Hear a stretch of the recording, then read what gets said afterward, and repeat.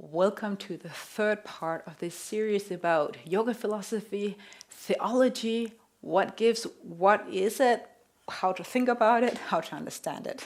And this video is the third one, as I mentioned, and it's about the purpose of yoga philosophy and the purpose of the Christian faith. Now, yoga philosophy is, again, as I mentioned in the other videos, a broad topic. So there's a lot of things to dive in there. But if I'm gonna squeeze it in to maybe 2 or 3 topics that goes through as a red thread through everything, at least in the way that it was understood back then, as far as we know today. It was one about how to avoid suffering. How can you live a good life, please the gods? If you believe in God, they did it the early times of yoga philosophy, if you will. How can you please the deities so you get the rain that you need for your crops? How can you get health, get the right boys typically? It was a male-dominated culture, and all of these things. And the second thing is maybe connected to the first as well, afterlife, karma, so the good life after death. What does that mean? That's connected to karma. And of course, the thought about reincarnation is a common thing in yoga philosophy. But of course, it's also about how to get actually not reincarnated, how to stop this reincarnation, because it was seen as not a blessing, as we might say today, but more as a condemnation or as a punishment. That's 1/2 topics. And the other one is, how am I living a good life? What is my duty to my family, to the society that I'm a part of? Now, this, of course, has to do with karma as well, but it is a huge topic that speaks, that the conversations, at least a lot in this Bhagavad Gita, is a lot about what is the right action to take if you are in war with people you like or care about or in family with. So these topics are very common in their early yoga philosophy. Later on, they become more absorbed with me, and not so much with me towards each other or in a community. So there you find more cleansing techniques. You find thoughts about the body as energetic. You don't find it as such until maybe in the middle age, actually. But there it becomes, do I dare to say selfish?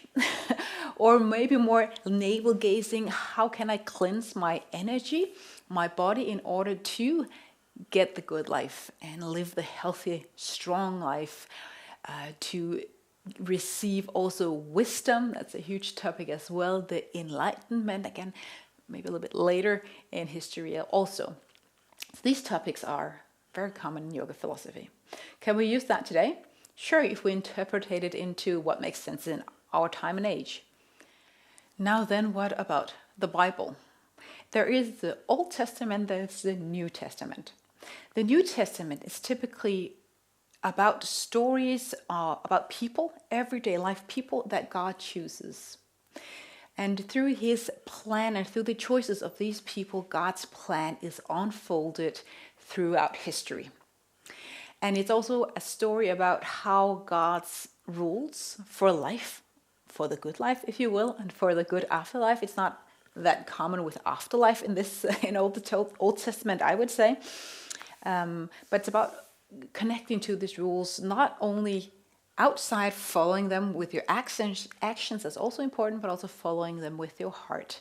And as we go into the New Testament, Jesus is the big difference, right? So God incarnates, not reincarnates, but incarnates himself to earth, becomes human and God. And then the New Testament is about his life and letters from Christian people to churches about how to live the good life, how to follow faith.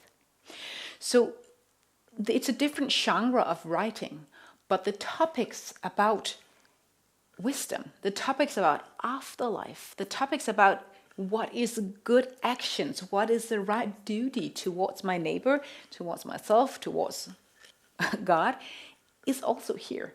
So I don't see these philosophy texts as a threat against biblical faith. I see them as something that might open up new perspectives on life. But then what is the difference? My take on it is that yoga philosophy is all about your actions or your non-actions, depending on school. But it's all about how are you able to find salvation. If it's in non-existence or getting a better rebirth, or if it's just about finding happiness and bliss right now, it's all your choices, your competences, so to say, to meditate, to eat healthy, to do the right exercises, to feel yourself and all of that. Whereas in Christian faith, we are encouraged a lot to do good stuff, but our salvation or eternal life and suffering is not, this is a big thing, is not dependent on my actions.